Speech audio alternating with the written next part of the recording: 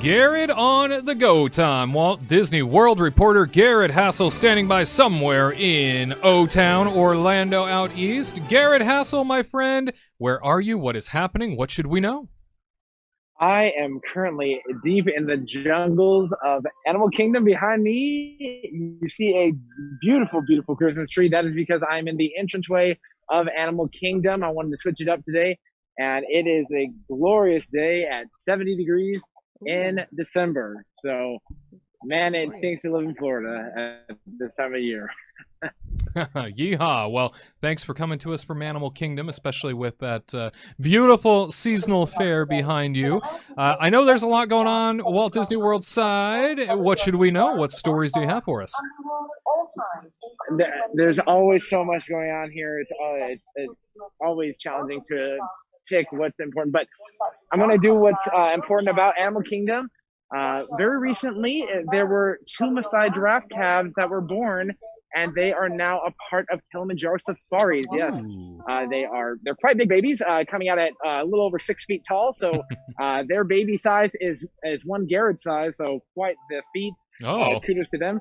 Yeah, and they are out on Kilimanjaro Safari. So if you want to hop on a truck and go explore, remember your truck name is Simba One if you're doing a Wilderness Explorer badge. But while you go out there, it is quite spectacular. And fun fact, if you did not know, a group of giraffes is actually called a tower. It's called a tower of giraffes. Yes, wow. If you did not know that, yeah, it's a fantastic feat. What do you call a group of zebras? A group of humans? Zebras. Oh, group of zebras? Like a stripe. I don't remember. Do you remember? I know. That's the one that I knew you didn't know. Sorry. Uh-oh. Rude. Well done. Well, what is it? I don't know. Didn't we decide it was like a dazzle or something like that? A zazzle? Yes, it is. It's a dazzle of zebras. Yes. I thought you said humans, and I was like, I've come up with plenty of ones for humans, but it's not very scientifically accurate. My other favorite groupings are flamboyance of flamingos. That's my number one. Oh yes, can't beat that. You got a bloat of hippos. You've got a crash of rhinos, and a dazzle of zebras. But yeah, Tower of Giraffes. Congrats to these newborns and their parents. I would shake their hands, but they have hooves, and I'm pretty sure they're not supposed to be touched by humans unless you're a certified handler. So congrats to them. I'll be sure to wave at every giraffe I see whenever I go on this safari again real soon. Yeah, stay away from them, please. My goodness. We don't need you riding giraffes around. That sounds phenomenal. Plus, they have long purple tongues for reaching stuff in the trees to help them from not getting sunburned, just so you know. I know lots of animal facts. One of my old Disney college program roommates used to work on there. Shout out to my man, Chris. He was a fantastic safari driver until he had to go away because he moved back up to New York. He moved back up to New York, but he's the all-time favorite safari driver. If he comes out again, I'll be sure to do a vlog and just have him list all the animal facts he knows in that one. Well, you yourself are basically our own safari explorer, and you know an awful lot about many different things there in that park. But hey, outside of that park, Magic Kingdom, I noticed some fireworks were back during my recent trip.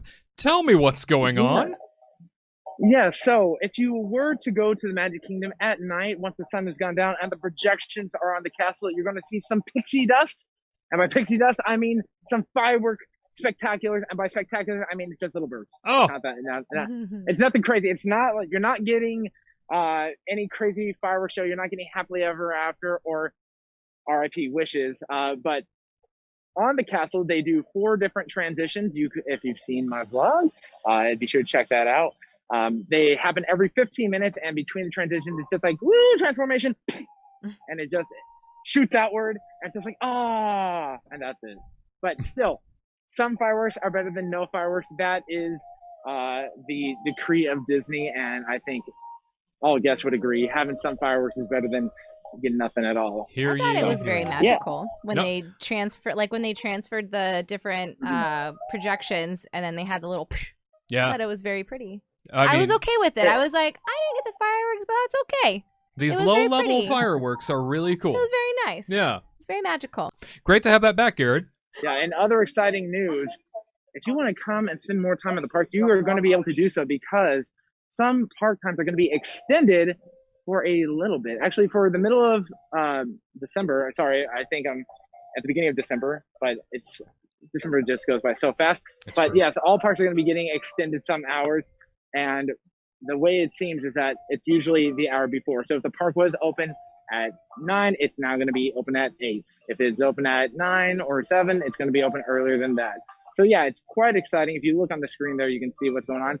You might want to note that on December 31st, there is no 12 p.m. That means you will not be able to celebrate the New Year's 12 a.m. in Disney World, which is quite sad because for the first time in almost 50 years, you will not be able to bring in the New Year at the most magical place on earth. However, you can hang out until 11 o'clock at Magic Kingdom or 10 o'clock at Epcot.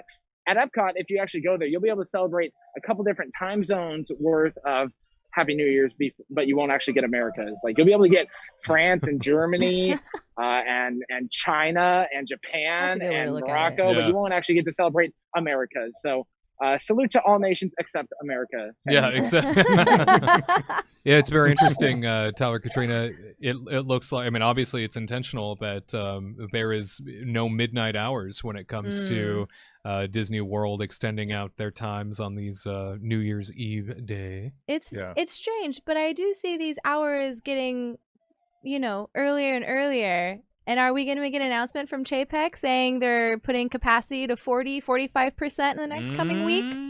Because it seems kind of weird. I don't know if they would be pushing. Gared's like 50, and I'm like, I don't know. That's a lot, but I'm going to say like 40-45. Yeah. Because, I mean, I just can't imagine changing like those hours by like 2 to 3 hours extra. That means like that many more people can come in. Mm-hmm. So it's nice to see It's nice to see the expansion happen to begin with for the sake of the Thanksgiving holiday week that we had experienced. Oh yeah, they needed it. Yeah, absolutely. And it was nice to also see that it felt like after maybe 5 or 6 at night, crowds dropped off everywhere I was. Other than Disney Springs. Yes, but yes. Yeah. But now they handled 35% during Thanksgiving, so now they know they could probably handle 45 at Christmas. We'll kick it up a notch. Let's just do it. Let's turn it up.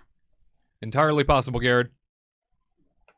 Yes, it is indeed. I'm excited if you get to go to Hollywood Studios, you might be able to get extra boarding groups now because, as we know, boarding groups are the hottest commodity out here. And usually, like, if you cannot get a boarding group by park closing, like if your boarding group has not boarded, they say, sorry, folks. So now with these park extensions, maybe they can get a few more people onto Rise of the Resistance, the hottest e-ticket attraction of, 2020, to say the least. Great points. Hey, it also sounds like, based on what we were seeing and what we've heard from Disney, they're experimenting with a new way in which to shop in certain places around Disney World right now. What can you tell us? Yes, we are going contactless for shopping. Currently, they are doing some testing of contactless shopping over at Mouse Gears over in Epcot. If you do not know where this is, it used to be, in the place that's currently been destroyed, but it's right next to where the would-be Guardians of the Galaxy Cosmic Rewind attraction is going to be. So if you were to enter the park, you're going to head off to the left, and eventually you will see it in there. And the way this works is you go in there, you grab a shopping bag, you then, if you find it, I'd be like, oh man, I really like those ears. You scan it with your phone, you put it in the bag. Then, I like that blanket. I like that shirt. You scan it, put it in the bag. Then once you're done doing all that, you then hit purchase. Boom, it's good to go. But that's not all, because Disney does not want you to steal because, that's bad. As you exit the store, they are going to check your receipt to make sure that you actually purchased everything. And similar to how Costco works, if you've gone to Costco, or they show me the receipt, they're going to check everything that's on there. And they're like, boom, you're good to go. Also, if you have any delicates in there, they will be able to wrap those up for you. But do note you cannot get jewelry and just put it in the bag. You have to do that as a separate counter because, jewelry is expensive. If you did not know that, jewelry typically has a high price tag on that one. Fun fact. So I'm excited to see how this rolls out. Cast members have said that it's in the testing phase right now, but if it works out, it could expand. I really worry how it would work at a place like World of Disney. I don't think it would work there. I really hope it does not go on there because that just seems really kind of dangerous with theft. But I think keeping it in the theme parks at minor stores would work. The Emporium is going to be the biggest question, just because that is the biggest Disney store outside of, World of Disney here at Walt Disney World. But overall, it's an exciting thing. It's contactless. It's promoting social distancing and like not having to hand over things. And if you are a cashless person, you're good to go. So I'm excited to see how this goes out. I'll have to stop by there the next time I run into Epcot and see if I can get myself, some earrings for myself, or a lovely blouse, or some delicates, like you said. Delicates. Yeah, or you meant lingerie when you said I delicates, right? Yeah, I want a hat on a hat. Oh, okay. Oh, those are the best. Yeah. Well, the one huge plus out of this for me seems to be one less line to stand in. Yes. How terrific is that? Streamlining the experience even more. Yeah, I mean, the thing that I really liked about this past trip was every time we did quick service, it was just a breeze because, I hate the quick service thing that they do where they have 2 lines for one register, and then it's like, okay, they take somebody from this line and then they take somebody from that line. So it's really hard to decide what's going to kind of optimize your time there.